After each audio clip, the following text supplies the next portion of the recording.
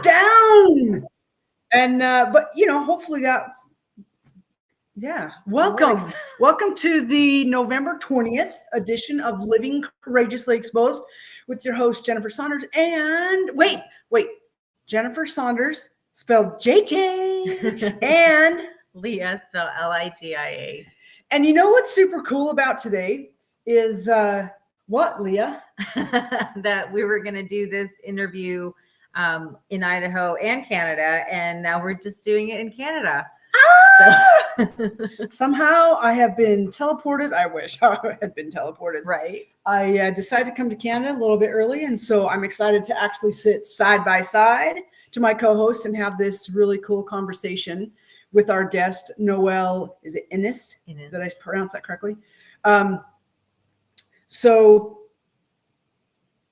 I'm wanting to apologize a little bit. I've been sick, and so if I sound nasal, it's because I am, and just deal with it. If you need to blow your own nose, go ahead. I'll try not to blow mine while I'm here. So typically we start off with this is for those of you who are new. First of all, this is a podcast where it's real. We go with the flow. We let inspiration be the guide, and we kick the door open for other people to be real as well. A lot of times we're talking with people we don't know. I don't know our guest today. Leah does, so this is going to be super fun. We always start off with a little bit of breathing, just as a way to introduce you to a simple yet really powerful and effective tool that you can use daily, 100 times daily if you need to.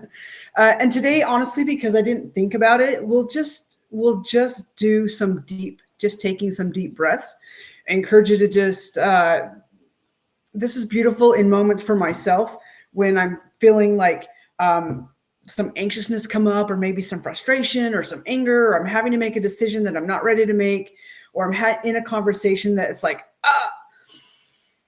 in through the nose, big and deep, all the way through your rib cage down to your sit bones, and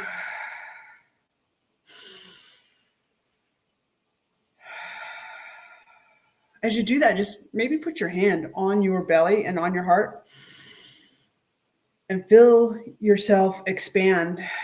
And not just, a lot of people get stuck breathing up in their chest. It's good to have chest expansion, but expand all the way down. Again, a super simple, powerful tool that when emotions go up and intelligence goes down, this is a way to just bring you back to the present moment. It gives you just that moment of pause where you can settle and let spirit and just peace be the thing that keeps you present. The word I'm looking for is coherent. You can let your mind and your heart and your gut come back into coherence so that you can make I see the wave of coherence. Right. You can make decisions that feel peaceful, that aren't going to create a lot of collateral damage, and you'll be grateful you took the pause and the breath. So I would love to hear in the comments, like, how do you use breathing in your world? I know there's a lot of different ways. There's a lot of techniques out there now. I would love to hear how you use breathing in your daily living experience. Okay, on to our guest. I can't actually tell you a lot about our guest because I've never met him until about 5 minutes ago. I do know that he's written a book called The Inner Odyssey that's about to be released, I believe. Being launched next week. We actually thought it was going to happen today. It's Friday. Being released on Friday. Yay! So excited to be a part of this with Noel. Leah has a more intimate experience with this process, and so I'm going to actually let you give a little introduction, and then we'll bring Noel on and get this thing kicked off. Yeah, I met Noel at the beginning of this year, probably in the spring. And right away, he just has such a calming presence to him. And I just really love asking him certain questions, and just he goes into these beautiful flows and just opens your mind. And he studies a lot of the same things that I'm very much enmeshed in. And it's just been such a beautiful process to understand him and what he wants to do and his teachings, but I don't want to take that from him. So I let's welcome him on. Yeah, awesome. Let him You guys share are his going to own love story. his voice. He's got an infectious smile and he's wickedly handsome. So with that, let's bring on our guest, Noel Inniss. Woot, woot. All right, Noel, should we get your countdown? Welcome. Okay, I forgot that really. I know we got to. Oh wait, we can change that though, right? There we go. Yeah, all right, There all we right. go. Oh my word! Welcome, my friend, my new friend. You I know. two are Let's just let him laugh hilarious. for a minute. Oh my goodness, you two are. I'm so Awesome. honored to be in your presence. Oh, thank you, thank And you, and us you. Where are you joining us today? Yeah, where From you where? at? Yeah, from where are you joining? but thank you. I'm so honored to be here. I'm listening to you speak about breathing, and of course, the breath is all. You know, we talked about the chest breath. When I breathe, I do 3 quadrants. I slow it down. I make it a nasal breath so I can control it and make it slow. And Yes. I fill up the lower belly first, and then I fill up the middle, and then I fill up the top. And I've been practicing it for so long that I can get it 20-25 seconds in, 20-25 seconds out. Wow. So that's a lot more oxygen to my blood and brain, And and oxygen, like, is such a beautiful tool for our bodies. It keeps us healthy. It keeps us strong. Like, people don't understand like the power of an oxygenated body. absolutely. And then it goes really deep from there as you start to speak about what the breath really does. Yes. As far as having that space between you and the thoughts, and we have our superpowers, and that's one of the main ones is focus. And when you focus on the breath, the mind disappear and you appear.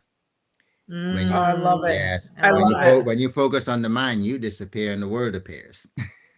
I love it. Do you want the little keyboard? Are you okay? You do that fast enough. Okay. So Leah does a really beautiful job of like taking the beautiful, like the yummy nuggets that you'll say, and she's popping them in the comments. So I'm making sure she's good with the keyboard. So when you focus on the breath, the world disappears and you appear. Yes. That's so beautiful. And when you focus on the mind, the world appears and you disappear. Oh my gosh. Like, how like true is that? So true. Yes. Oh my head. Okay. I totally want to get into this, but I want to ask my first question because I believe it's going to lead back to it. Yes, we can. We're gonna ride the wave. Inspiration. Okay. Here's my first question. Are you ready? Mm-hmm. He's like, oh, I'm sweating, but I'm ready. Noel, what were you like as a little kid, and what did you want to be when you grew up? My goodness. Wow. What a question to start with. I know, right? As a little kid, I was in Trinidad and Tobago in the West Indies. Yeah. So, of course, being on an island, I had the experience of being what I'm aiming to be now, which is I was just interested in play. Man, when you talk about it, speaks right to my heart. Yeah, when you talk about a sense of being, as a boy in the islands, when you look around and what I realized was, wow, it's really incredible being here. This dimension is so awesome that as we grow and we get into the description of it, then we lose it. Yes. But just that play and just that unadulterated, just playfulness, it's something that still gets me in trouble as an adult now. It was okay as a child. I love it. But that was, yeah. I love that you say that, because that's part of what my mission and what our mission is to create playful rebellion. Yes. In people, like to bring them back to that space where they allow themselves to be playful in all the ways, and the creativity that opens up then. But it does take, again, rebellious acts against what we've been taught and growing up and all the things. So I love that's still important to you, and that you got to have that Absolutely. experience as a kid growing up there. Yeah, as I look back on it now, when you ask yourself something like, when is it ever not now? It's always only now. This present moment is all there is. That's where the play came from as a child, is that you were Right. always present. Mm. There were no big long investigation or censorship over the experiences that were happening. When we start to know things, and the brain starts to form these neural pathways called neuroplasticity, and in that hardware then becomes our software downloaded into our biocomputer, projects out into the body the state of affairs, and projects out into the world, because when you put a thought out into the universe can only respond to that thought, Right. in the way that we put it out. So all our relationships, all the suffering I've created in my life, now I understand that being present, the mind only goes forward and backward, you know and we haven't been taught to use the mind like an instrument. You pick it up, figure out your day, figure out a Right. problem, but then when you put it down and it's going blah blah blah blah blah, that we have to know it's not us doing that.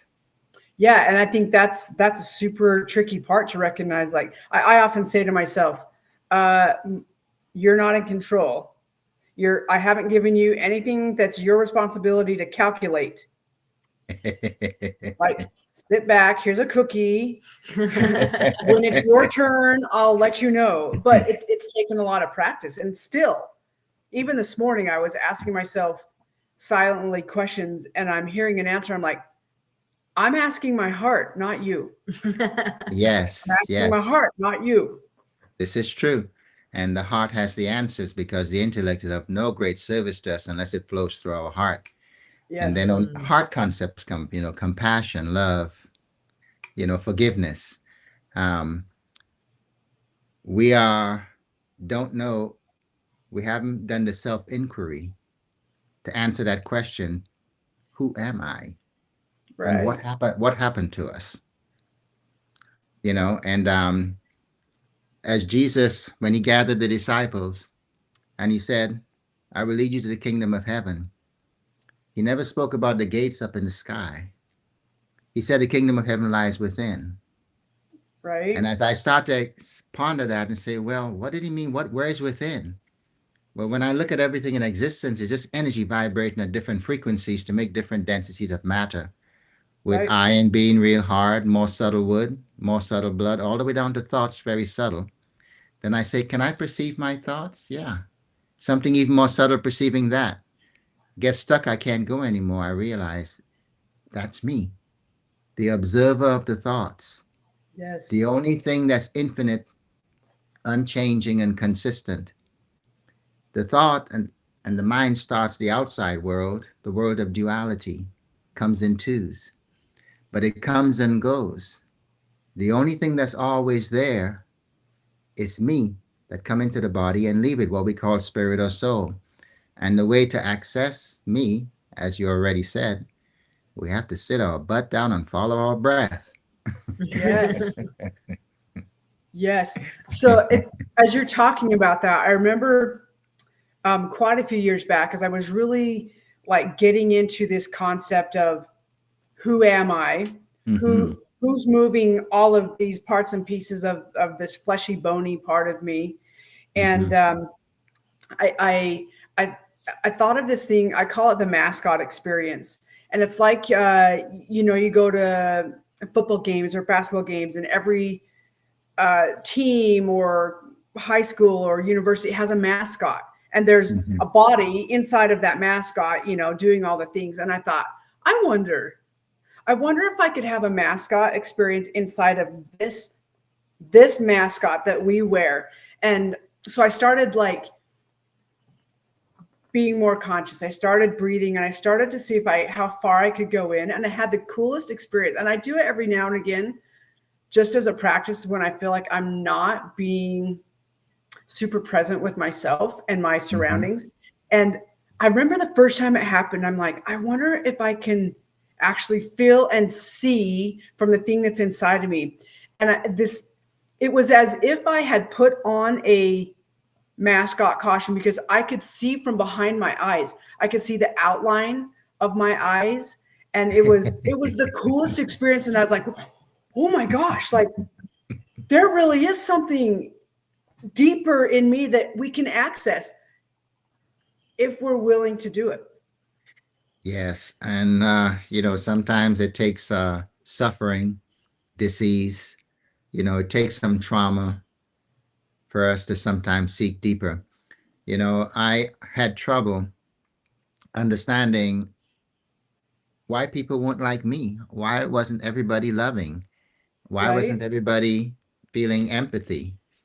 And then one of my teachers said to me, well, you must have yin and yang for manifestation to occur.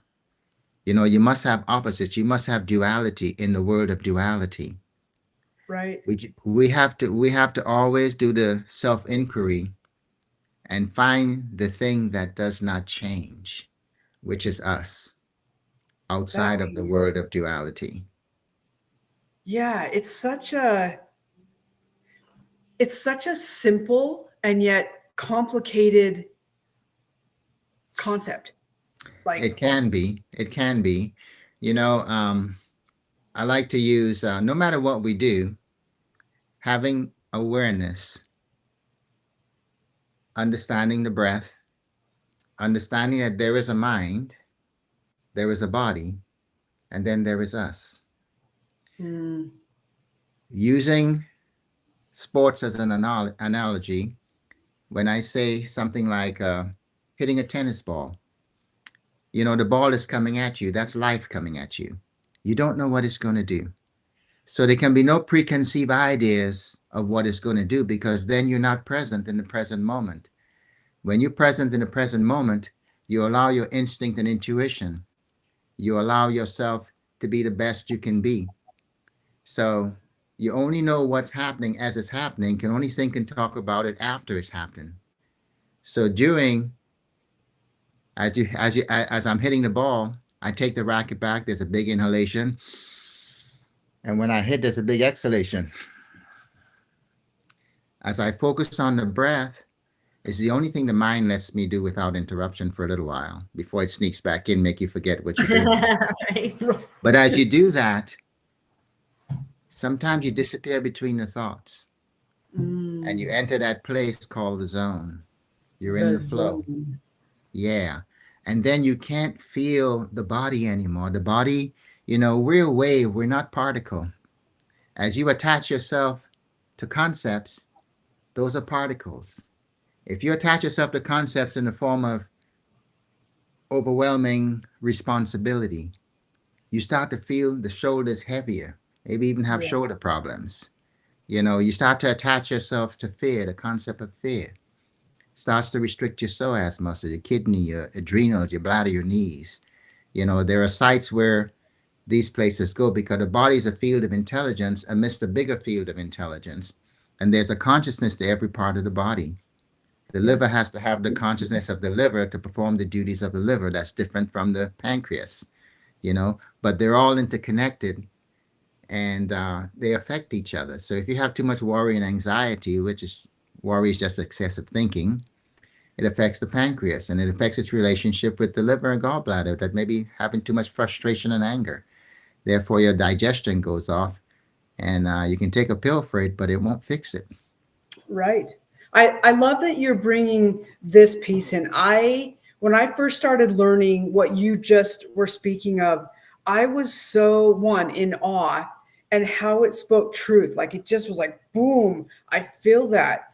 And I love that piece of learning of how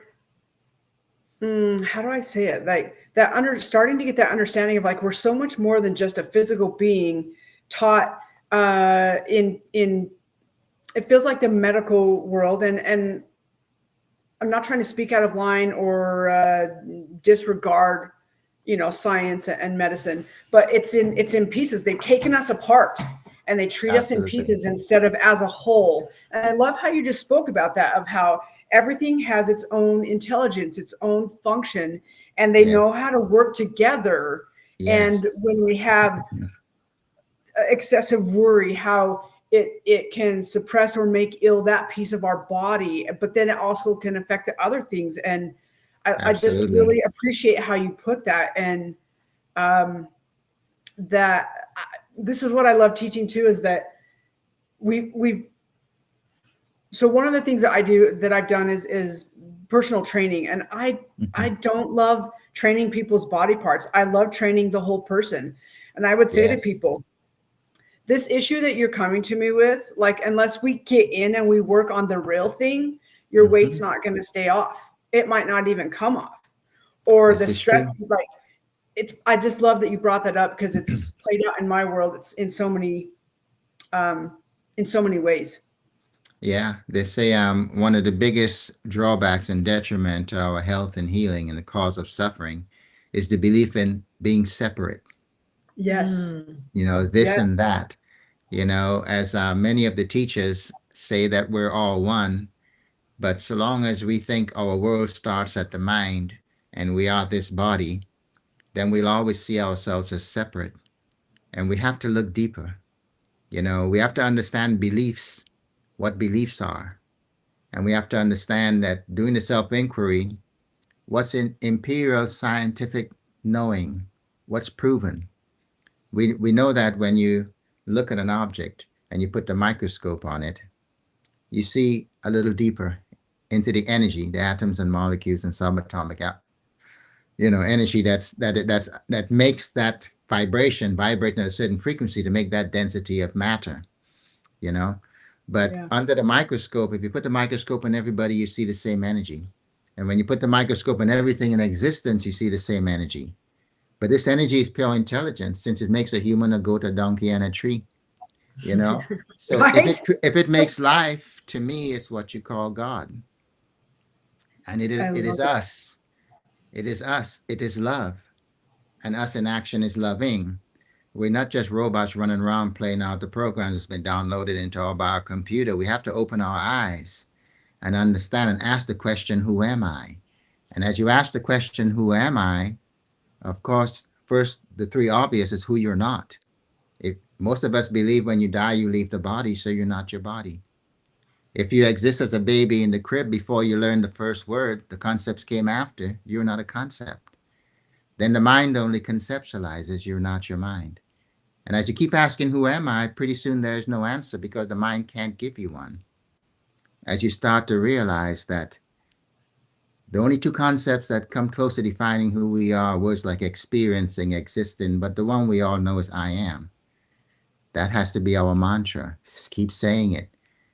Go into the virtual reality world in cyberspace you call the mind, because there's no location for it. We've dissected the brain. We know everything the brain does. In the upper left temporal lobes, thoughts are changed into words, but we haven't located where thoughts come from. Once we know we're not a concept, and we understand the number one pathological concept is the concept of control. Takes us out the present moment and the state of just being in that spontaneous, intuitive way that when you play your sport, it's limitless. I saw a fella just on a football game the other day, and as he turned around, the defense is coming at him. He got by a couple of people. His back was to the defender coming. He jumps up over his head and lands without seeing him. You just felt it. Absolutely incredible. Wow. But I think people keep evolving now as they start to understand what it means to be present and understand the mind's, interruption when you have to, how it takes you out the present moment, so you won't be the best you can be. I love it. So I want to go back to something that you said a little bit ago of, there's a lot of talk nowadays. I love that I love that this is here. It's also made me feel like a copycat a little bit of like, because I learned this stuff like way back when it wasn't cool or popular. And, now it's out there a lot. Talk about beliefs. And so what do, in your world and in how you practice that, what are they for you? How do you define that for people? Beliefs. Explain to me what you mean by leaves. Beliefs. Oh, beliefs. Beliefs. Beliefs is our programming. Beliefs is what form those neural pathways in the brain that forms the neuroplasticity. I would even go to say that I no longer believe in beliefs. I believe in empirical knowing, scientific knowledge, what's been proven. I do know that this thought, this impulse of energy and information that we call a thought, every time there's a thought, matter is formed, neuropeptides, the first messenger molecules. They go to receptors in the brain transfers into the cells, and the cells automatically respond. Even if you're sleeping, you're dreaming somebody chasing you with a baseball bat, you wake up, your heart's pounding, you're sweating. You have a weak heart, you have a heart attack in your sleep and die from an impulse you're not even aware of. 24/7, we're being bombarded with thoughts from the mind.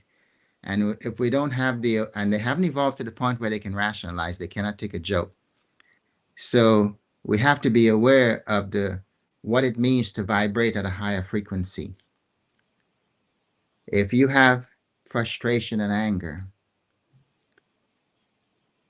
the awareness that whatever I think, whatever I say, I can scream at you. You can laugh at me and say, hey, why is he treating the cells in his body like that? But the cells in my body have no place to run and hide. Whatever I think, I only do it to me. So when we talk about loving self, it gives new meaning to what it means to love yourself. Love your body, to take care of it more. If you're flowing through the heart, you will take better care of your vehicle. Some people take better care of their cars than their body. Right? Yeah. You know?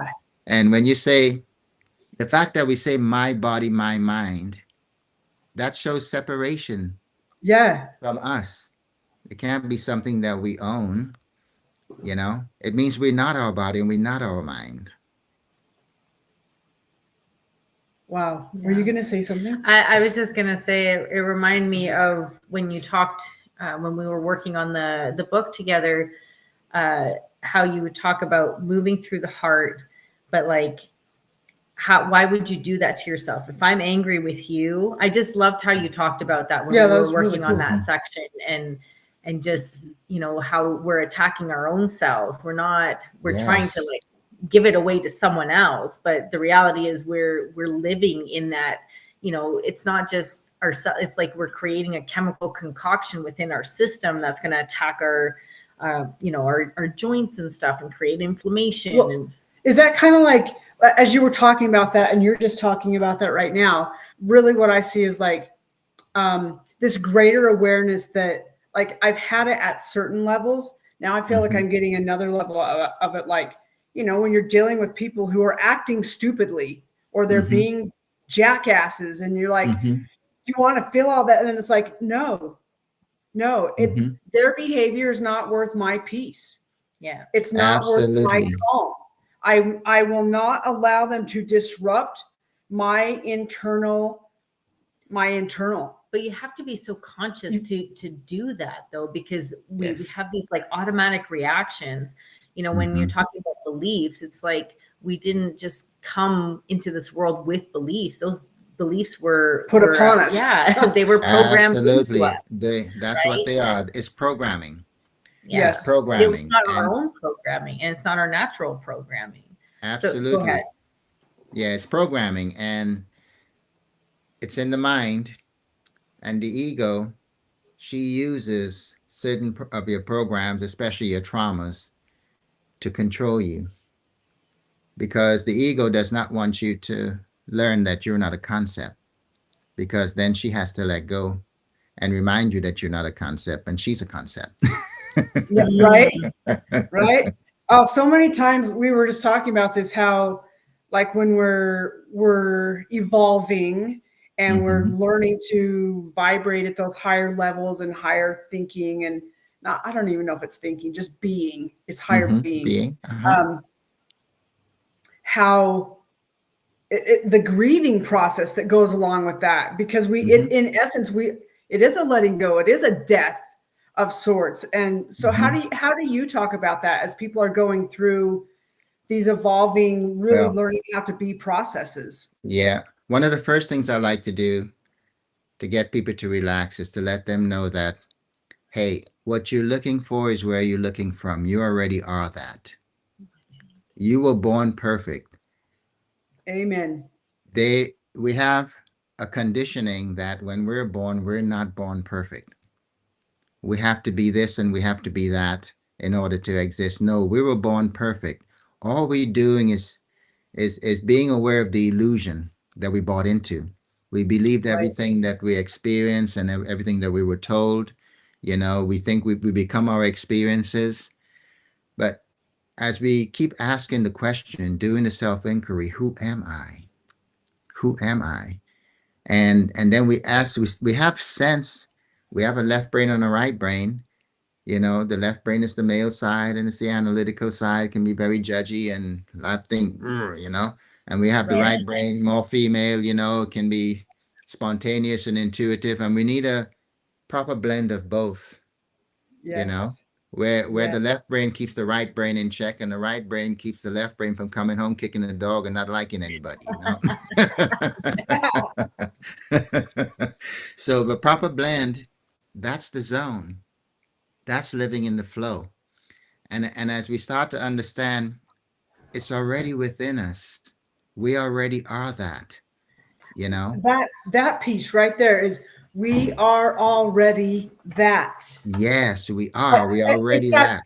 it's that statement, I am that. Mhm. I am. I Mhm. am that. Yes. Yes. Be still and know that I am. I am Yes. that. And be still and know that I am God. God is a concept that tries to define what cannot be defined by concepts. We have different names for this energy that we are. We have to release the separation, and understand that we are that. We have the power within us to do whatever we want, Mm, just understanding our superpower. Where do we put our focus? Focus on the breath. Focus, spend time to have that space between you and the thoughts. Understand what it is to be in a state of being, not this way or that way. Because when life comes at you, you don't know what it's going to do. You want to have, it's fight, flight, or freeze. You crossing the yes. street, a car coming to hit you, I'm out of there. Some people go, freeze, and you're dead. Yeah. you know, because there's a preconditioned response saying, I'm not in the flow. I'm not present. And there are times when you have to be present in order to act in a way that's better for you and the people around you. You know, Yes. sometimes your life might depend on it. Yeah. Noel, I I want to bring us back to. I really enjoyed hearing the story of when you first came to America, because you as you started here on this podcast today, you talked about coming from Trinidad, but we didn't Yes. get the flow of how you ended up in Florida. Um, And what brought you to this work? Like, what was the life experience that you're like, Mm, whoa, mm, something's got to yes. give. You know, even though sometimes with adults, you're not really happy in homes, um, or people may not like you or whatever. But I came to America to live with my dad and my stepmom, whom I didn't know. And I came into an unhappy situation there, not from my dad, but, that change in direction, leaving my mom and my grandmother in Trinidad crying in the airport, was a profound sight Yeah. that I remembered. And as I came here, my friend, next door neighbor Toby, he starts saying things to me like, Noel, you know, those colors you wear, and you can't wear those colors mixed up. And we got to do something with that hair, that little part on the side and the curl in front, real short hair. No, you're going to get us killed. So it was Los Angeles, you know, and you have to fit in. So it didn't take me long to grow a big afro, you know, look cool, start walking with a little limp, you know, start saying man every 2 words, you know. Right. And then there was a defining moment when the defining moment was when my friends decided that we would you know, we were doing a little drinking of beer, a little pot, whatever, and they moved into heavier drugs. And there again, you know, love is all there is. The love for my mother and grandmother that hit me and said, "Ho, they didn't bring you up to be this way. This is not how you were." But the change in that direction, the fear of that change, weakened the kidney meridian, that weakened the knee. I can say I stepped on somebody's instep playing basketball and tore my anterior cruciate ligament. But after the surgery was successful, but the knee didn't heal for years. So that got me into seeking, and I started following Deepak Chopra around, and I started learning some healing techniques and stuff like that. And How old were you at this time, Noel, when all this was taking place? When I came to America, I was 12. So all 16, 17, 18 in high school, when I was struggling with the knee, and I was still trying to play sports, limping around. Yeah. And but I realized that there was a blueprint that was not allowing the knee to heal. Wow. And that blueprint was in my mind based on my past experiences. And I had to form new neural pathways in my brain to replace the old ones. Right. That's impressive that at such a young age, you were aware of that, especially, I'm going to say, like living in LA. Do you think part of that, I'm going to call it aha or presence of mind, came because you grew up in Trinidad and Tobago, a slower life, a more, what I would think is a more inward living? Do you feel like that is kind of what came out in those moments? Because I don't know too many 16, 17, 18-year-olds that have the wisdom to be like, okay, wow, my kidney and my knee and something's not healing, so I've got to go. Like, that's a different kind of presence, especially for for anybody, but especially for a young person. Where do you feel like that came from? That's true. I think it did come from the islands. You know, in the islands, we grew up no matter what's going on, no worries, man. You know, and the family was so huge. And I mean, if I play blocks away from my house, my grandmother would find out if I did something because everybody know everybody, you know. So when I came to the States, I think that memory of that different life, and then this is Los Angeles, it's Hollywood. There's a rabbit hole you fall into and you don't get out. You don't find your way out, you know.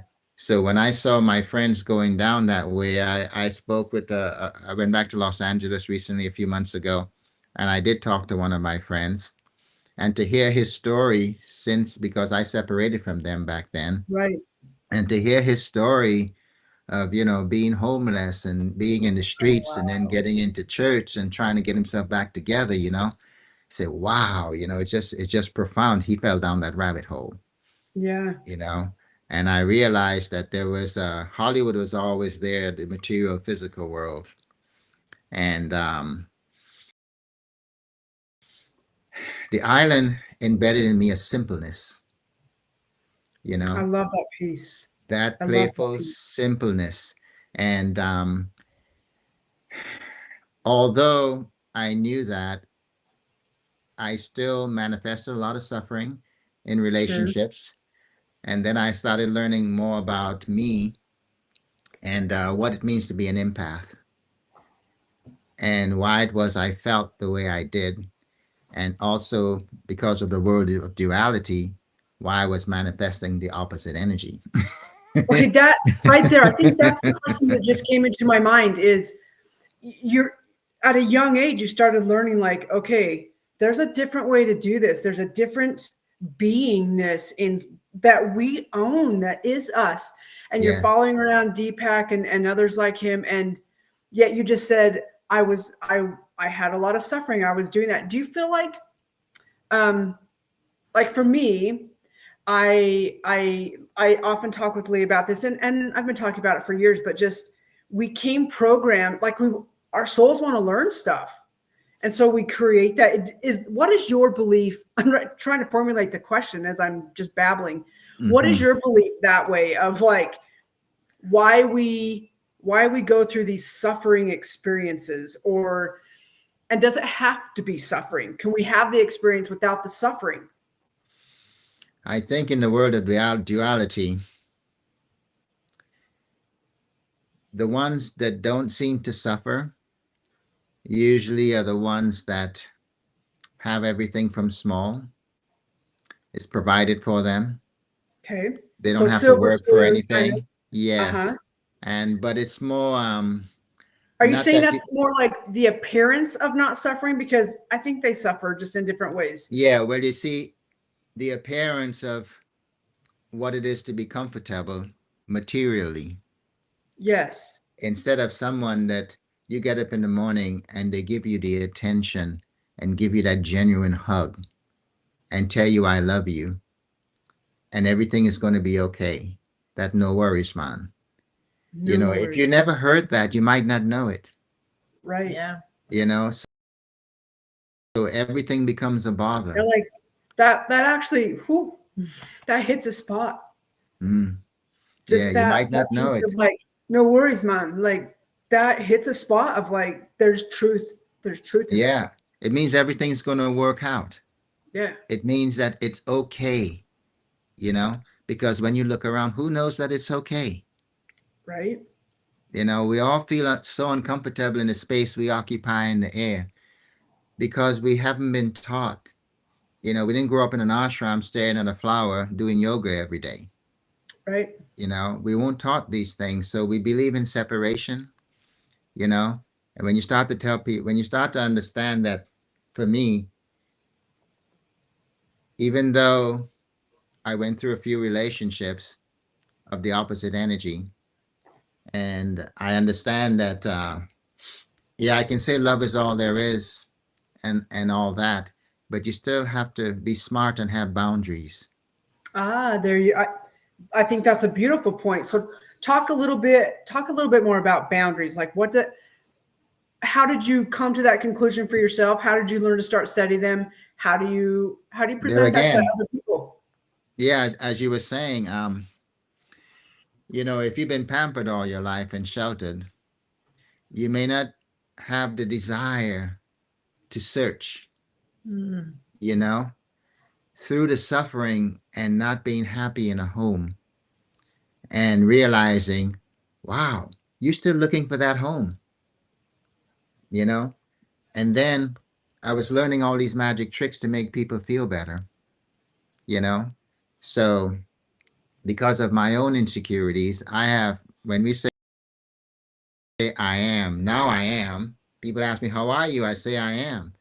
But there was That's how he answered the phone this morning. I love it. I noticed that. But you Yeah. know, I am used to be I am Noel and I'm insecure and I'm not good enough. And there was stepfather didn't want us around, so I came to America, and then there was stepmother and blah blah blah blah blah, and it went on and on and on. To know that I'm not a concept is huge. The mind only conceptualizes. To know I'm not the mind is huge. It just gives me relative descriptions of experiences and, you know, and but nothing real, because real is defined as something fixed and permanent and Yes. infinite and unchanging. And under that definition of real, what's real? The body disappears one day, everything comes and goes. The only thing that's real, that's consistent, that's always there when you look for it, you focus on the breath and you show up. You're the only one that's always there. Yeah. Can you feel the energy of this conversation? Oh, Like yeah. I feel So I would meet with Noel for an hour every couple weeks or so, and it was such a beautiful, like, I get what you're talking Well, I was about. just going to It's say, that energy. was this your experience as you were Yeah. working with him, helping write the book and all of the Yeah, things? Like, yeah.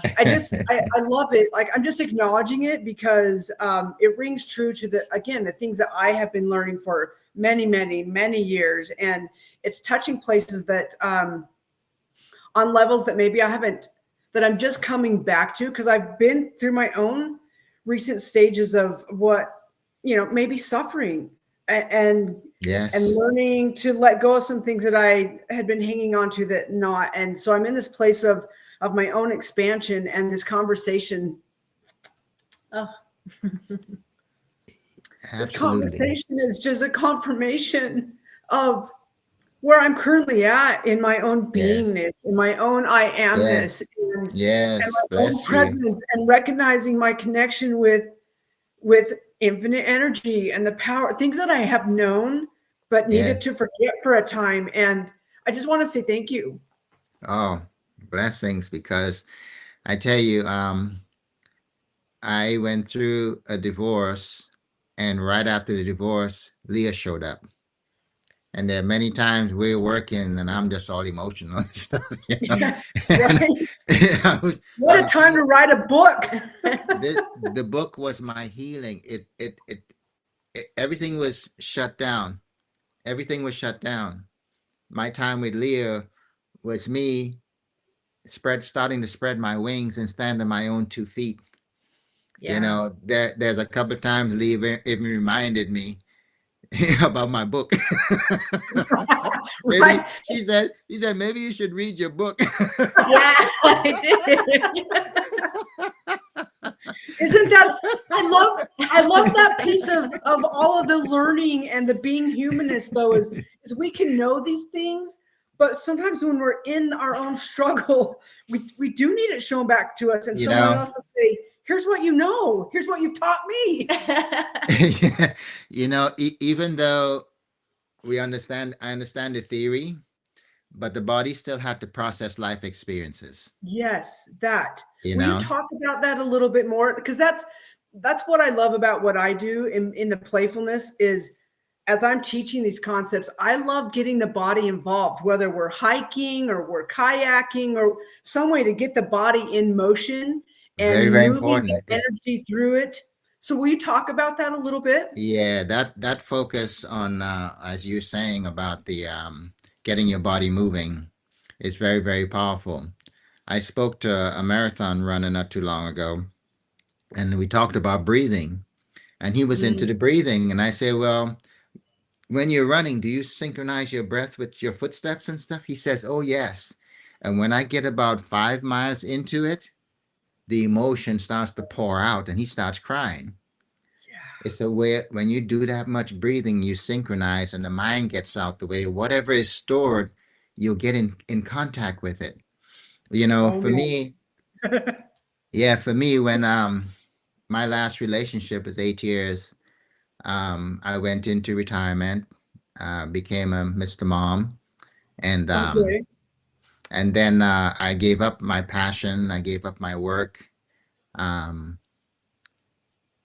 and then when it ended so quickly, even though I understand the theory, the body still had to process the Yeah. chakras. When we get together with someone personal, they join together.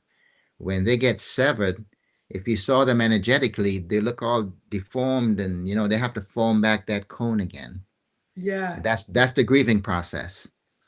So Interesting. if you're not I've not heard aware, that before. yeah, if you're not aware and the grieving process goes too long, there are sites where these emotions go.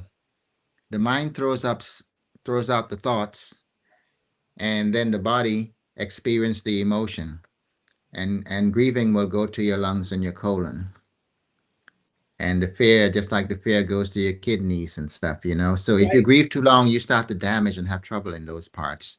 So if you don't get the proper type of help, or you don't have the proper awareness, I knew that I was grieving, and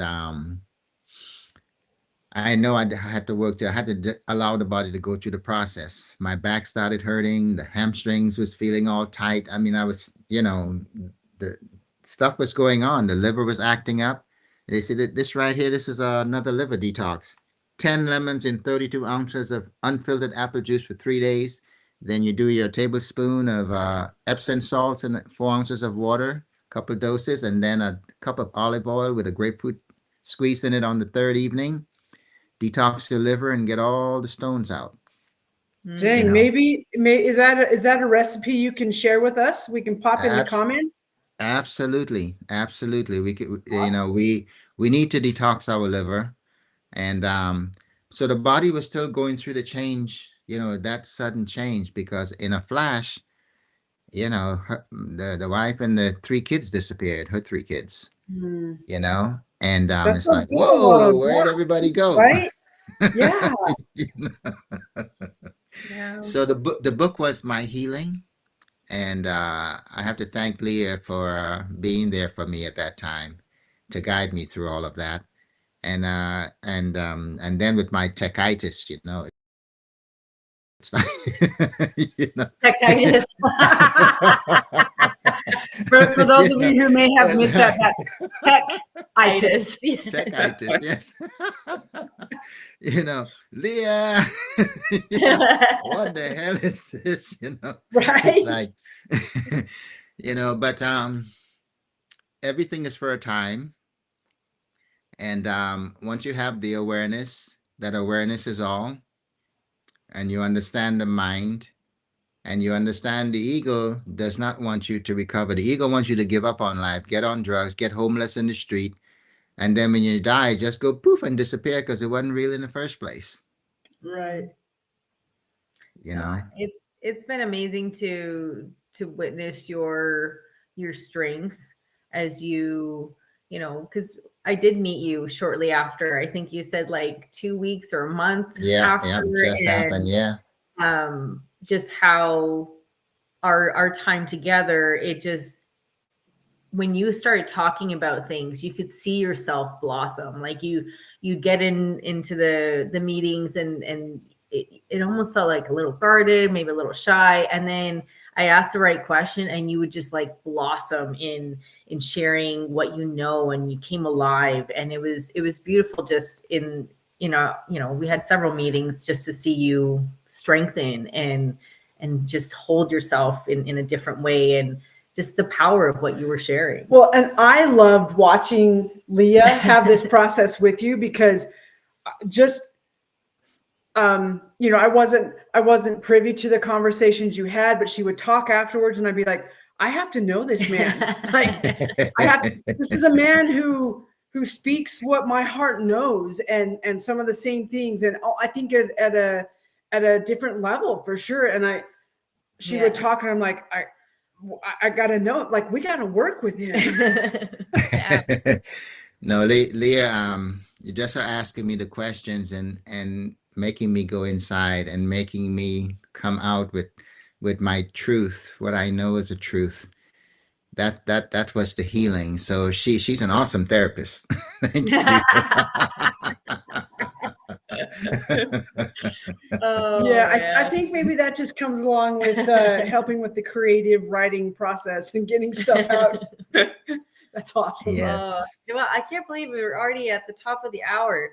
I want to share a little bit about what you're working on right now and how people can connect with you, and how what are you working on right now? You have your book coming out on Book's Friday. coming out on Friday. Yeah, book's coming Do out. we know what people can get that? Yeah, I can share the link in the. Okay, we'll make sure that gets out in the comments, because we want to celebrate that with you and party with you. Yes, and another author, Shakti, been a friend for a long time. She's a yoga master, and she teaches plant-based cooking and how to cook meals, where to get your nutrients from those things. So we're teaming up we'll to have do. her on the program. Yeah, we have 3 workshops set up in January, February, and March for right now. We're gonna get together on weekend, Saturday and Sunday, and she'll teach and do yoga and meditation, and I'll take people through the inner odyssey so they can be a little more about awareness and what that entails. Oh, that sounds fabulous. Where will this be taking place? This will be in Naples, Florida. Okay. And we haven't pinned down the venue yet, but we just get together and get people laughing, you know? Yeah. Yeah. When you know what it is, share us out the details, and Yeah. we're Okay. happy to share it out with you and for you, and we look Oh. forward to working with you as well. Yeah, Thank you I so saw their much. flyer, and it says, "Let's get emotionally naked." Woo! Yeah. Yeah, I love it. I love that's a title. Oh, you would love Shakti. She's very like, she's got quite the personality, and she's so fun. So Yeah, you Dang. know, we it's not available yet, but you can find it on Amazon. It should be available on Friday, correct? That's your launch. yes, you know, Yeah. that clothing is we wear clothing for fashion, for flair, for the weather, not to get locked up. But every time you put on clothes to cover up and hide, you shut down your immune system, because the thymus gland is a consciousness of self-acceptance. And which self do you accept as yourself? If it's the one you look in the mirror, you know that you're going to suffer. And if cancer is long-standing resentment and criticism, there's no more longer-standing criticism and resentment than when you look in the mirror and think it's you see, because you usually don't see anything you like. You always want to change it. Oh my gosh. I love that you just said that, because I from the time I was young, I've my mom said she would catch me like looking in glass or looking in mirrors. And as an adult, I have to, if I'm with company, and there's a mirror, I have to sit with my back to it, because I love, and this is one of the things I tell people, like, you have your phone on selfie mode and you open it up, you're like, oh, well, hello, beautiful. Learning to readdress ourselves in healthy ways, that we're more than just this. Oh, Oh, he's frozen. he froze on a beautiful smile, though. Right? Are you still there, Noel? Oh, no, he's gone. Hold on. He might still be here. Hold on. We're not sure what happened. But so this is, I love that he just, that Noel just brought that up. That a lot of times when we people look in the mirror, we're like, oh, and we're taken back. And I would encourage you to like change that for yourself and just be like, dang, you look good today. Now, I admit, like when we got on here today, because I've had sinus stuff, like I'm like, dang, I have some little bags under my eyes. And then I thought, I don't care. Like, it's part of my experience right now. And if you want to judge me, go ahead. Look, here they are. But I love that you said that. What's been your experience, either for yourself or with people in your world that way? As far as like what you see when you look at it through a mirror. I think I grew up with very much the avoiding the mirror if you don't like what you see, or hypercritical. I don't know. I think there's Noel. We lost you. We're covering for you.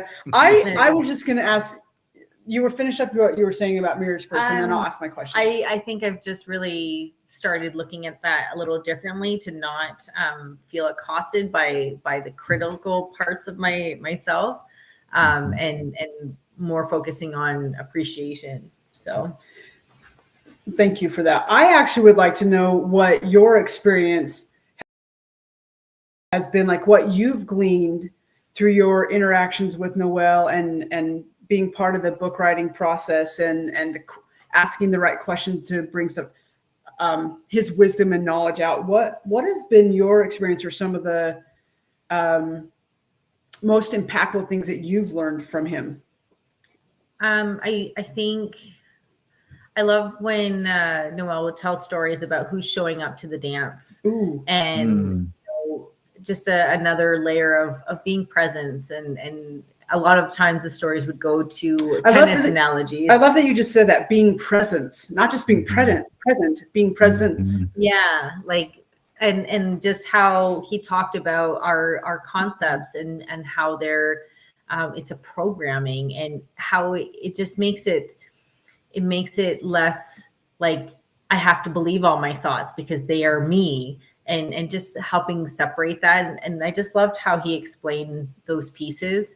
I think what I loved the most about working with Noel was just watching him come alive. And It's a beautiful thing, isn't it? it is. I just love, I think that's something I've really appreciated in the last year in this work, is just how when you take time to get to know someone, you really see how they just light up. And Right. I love being there to celebrate all the accomplishments, because sometimes we get so caught up on metrics and, what success is. But I've been fascinated in learning people's stories, and just what are all the little pieces that brought them to where they are right now, and celebrating that and honoring that journey. And that it's not all about metrics, but let's take all this amazing experience and share it out with other people on the path.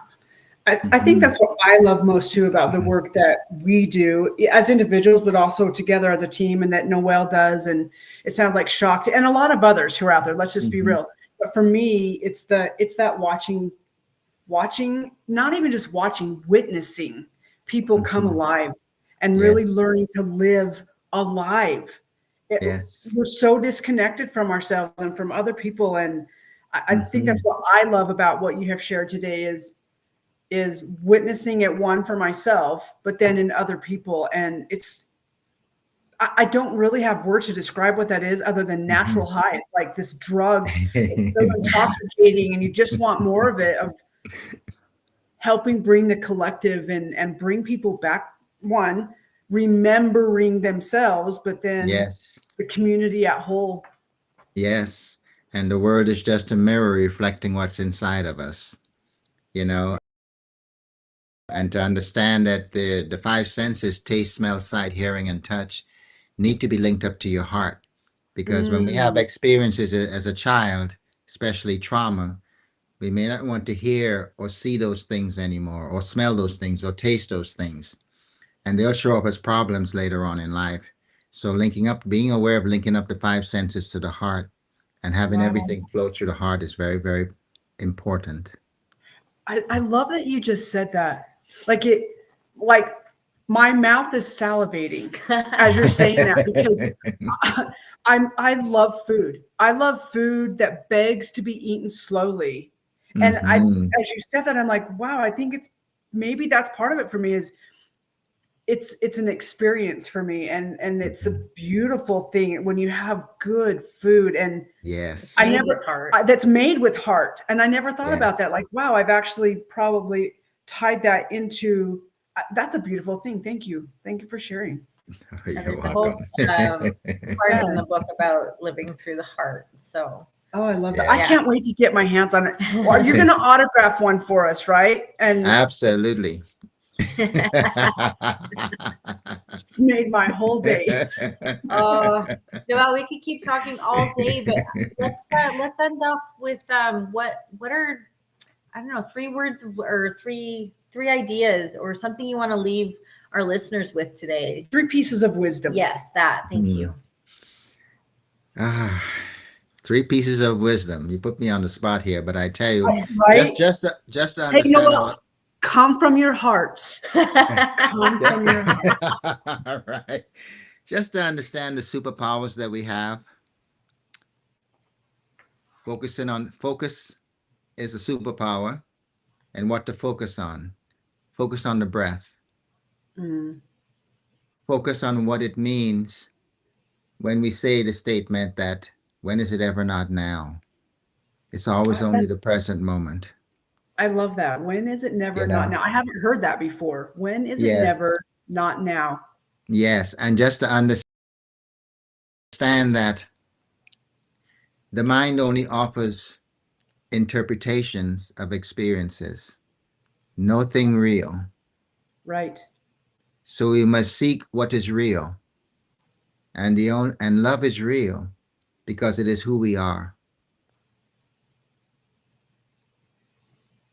Love it. I'm marinating in those words. Like, I can feel that. It is no thing. No thing. So the word nothing is no thing. Yeah. Yes, we're not a thing. When I very first learned that concept, oh my gosh, it's probably been 12, 15 years ago. I was like, whoa. Right. Yeah. Yeah, it's true. We're not a thing, and careful of what we know, because our salvation lies in the unknown. That Minus the mind, just a state of being. We already know. We didn't walk well at one point, but we walk without thinking now. Live through the Right. heart. Live through the heart. It will guide you. You don't have to think. Oh my gosh. Right. I love you. I love Thank you. who your soul is and how you show up as a human. And I wasn't kidding when I said dashingly handsome.